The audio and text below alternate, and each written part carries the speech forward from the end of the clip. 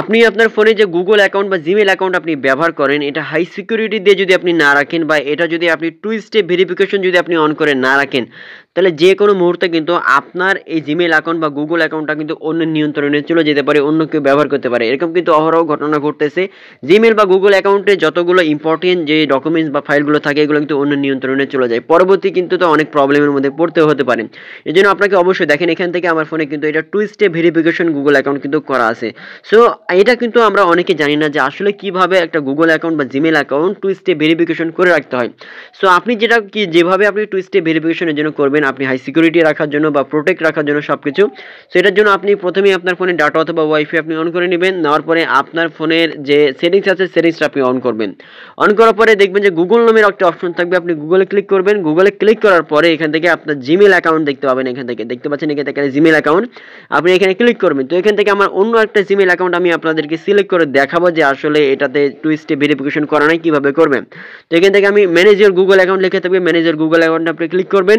Click করার পরে ডান পাশে একটু স্ক্রল করে দেখতে পাবেন লেখা থাকবে সিকিউরিটি, আপনি এখানে ক্লিক করবেন। সিকিউরিটিতে ক্লিক করার পরে নিচের দিকে স্ক্রল করলে দেখেন এখান থেকে টু স্টেপ ভেরিফিকেশন এটা ইজ অফ, মানে এটা বন্ধ করা আছে। তো এটা আপনি চালু করবেন কিভাবে, এটা ডান পাশে অ্যারো আইকন রয়েছে বা এখানেই আপনি ক্লিক করবেন। এখানে যখন আপনি ক্লিক করবেন, ক্লিক করার পরে দেখতে পাবেন যে এখানে একটা নতুন ইন্টারফেস ওপেন হয়ে যাবে। দেন আপনার ফোনের যদি কোনো স্ক্রিন লক দেওয়া থাকে বা যদি প্যাটার্ন বা পিন যদি থাকে, তাহলে এখান থেকে আপনাকে একটু ভেরিফাই করার জন্য যে এটা আসলে আপনি কিনা, এটার জন্য আপনাকে এখানে লকটা আপনাকে সাবমিট করে দিতে হবে।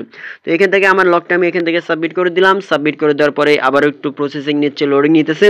লোডিং নেওয়ার পরে কিন্তু ফাইনালি অপশনটা চলে আসবে যে আসলে কিভাবে আপনি টু স্টেপ ভেরিফিকেশনটা অন করবেন।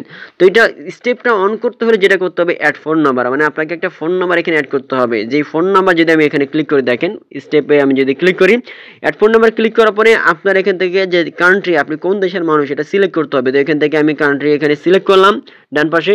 সিলেক্ট করার পরে এখান থেকে আপনি দেখতে পাবেন, যেমন এখানে সিলেক্ট করার পরে দেখেন এখান থেকে বিভিন্ন দেশ চলে আসতেছে। সো আমি এখানে বাংলাদেশি যেহেতু, এখান থেকে আমি বাংলাদেশ সিলেক্ট করলাম, দেখেন বাংলাদেশের কান্ট্রি সিলেক্ট করলাম, তারপরে কান্ট্রি কোড হয়ে গেল।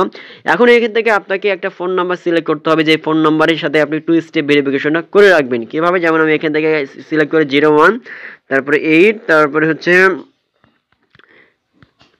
এই যে এখানে আমি নাম্বারটা দিয়ে দিলাম, তারপরে নেক্সটে আপনি ক্লিক করবেন। যখন এখানে নেক্সটে ক্লিক করবেন দেখেন এখান থেকে নাম্বারটা একটু মিসিং হয়ে গেছে, একটা সরি এখানে 1 দিতে হবে, 1 আমি দিই নাই, এখানে 1 দিয়ে দিলাম। তারপরে নেক্সটে আমি ক্লিক করলাম।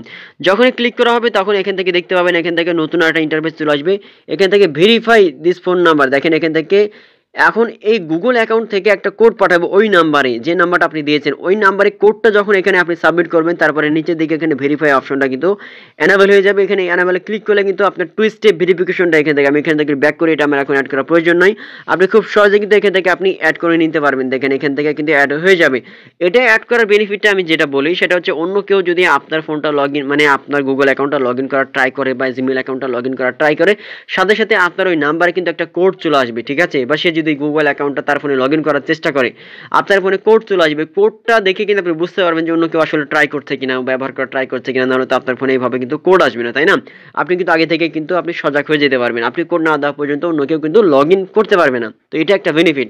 আর একটা যেটা আপনি করবেন, টু স্টেপ ভেরিফিকেশন কয়েকটা স্টেপ দিয়ে করতে মানে করা যায়। এটা একটা ফোন নাম্বার দিয়ে, আর একটা নিচের দিকে দেখবেন যেখানে পাসকি, আপনি পাসকিতে যদি আপনি এখান থেকে ক্লিক করেন, পাসকি মানে আপনার ফোনের যে স্ক্রিন লক বলেন, ফিঙ্গারপ্রিন্ট লক বলেন বা প্যাটার্ন লক বলেন বা পিন কোড বলেন, এটা দিয়ে আপনি ক্রিয়েট পাসকিতে যদি আপনি ক্লিক করেন বা এখানে ডন লেখা থাকবে আপনার ফোনের সাথে কানেক্টেড করা, আমার এখানে গুগল অ্যাকাউন্ট বা জিমেল অ্যাকাউন্টের মাধ্যমে করা আছে। দেখেন এখানে ফোনের স্যামসাং Z7 Max এটা দিয়ে আমার করা আছে, আমার ফোনের যে লক, এই লকটা দিই।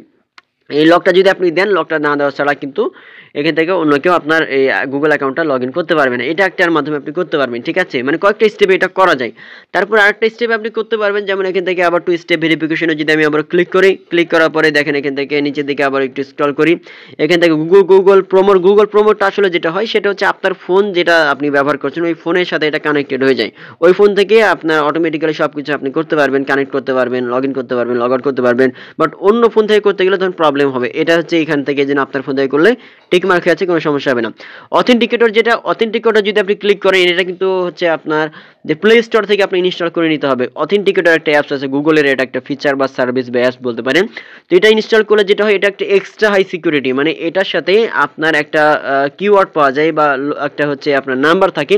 ওই নাম্বারের সাথে আপনার গুগল অ্যাকাউন্টের এখান থেকে আপনার নাম্বারটা যদি আপনি সিলেক্ট করে রাখেন, কানেক্ট করে রাখেন, তাহলে গুগল অথেন্টিকেটরে আপনার ফোনে অন্য কেউ যদি লগ ইন ট্রাই করে একটা কোড পাঠাবে, আপনার গুগল এই অ্যাপসে কিন্তু চলে যাবে। এই অ্যাপস থেকে আপনার ওই যে কোডটা দেওয়ার মাধ্যমে কিন্তু আপনি লগ ইন করতে পারবেন, অন্য কেউ আদারওয়াইজ পারবে না। তো এখান থেকে আপনি এটার মাধ্যমে করে নিতে পারবেন। এটা নিয়ে নেক্সট আমি ভিডিও বানাবো। এটা আপনি করলেও করতে পারেন, না করলেও কোনো সমস্যা নেই, ঠিক আছে। তারপর আপনার একটা যেটা ফোন নাম্বার, এই ফোন নাম্বার মানে এই কয়েকটা স্টেপের মাধ্যমে কিন্তু আপনি করতে পারবেন। যেমন এখানে নিচের দিকে দেখেন, এই যে এখানে পাস কি, তারপরে গুগল এখানে প্রমোট লেখা আছে, তারপরে অথেন্টিকেটর লেখা আছে, তারপরে ফোন নাম্বার লেখা আছে। ফোন নাম্বার এগুলোর মাধ্যমে দিলে কিন্তু এখানে টিক মার্ক হয়ে যাবে, আপনি বুঝতে পারবেন যেগুলো ভেরিফাই হয়ে থাকবে, এগুলোর মানে 2 স্টেপ হয়ে যাবে, টিক মার্ক হয়ে থাকবে।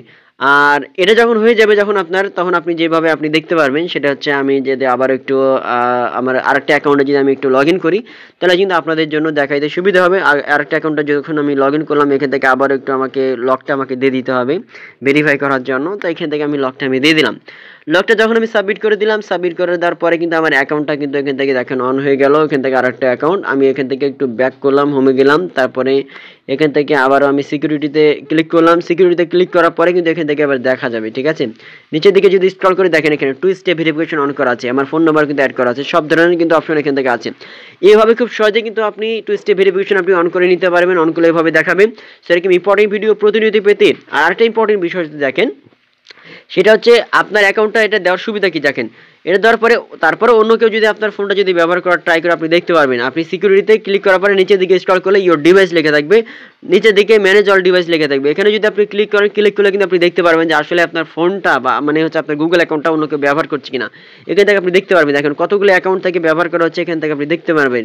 দেন যেই অ্যাকাউন্টটা আপনার না মনে করেন, যে ফোনটা বা যে ডিভাইসটা আপনার না, অন্য কেউ ব্যবহার করছে, আপনি এখান থেকে ক্লিক করবেন।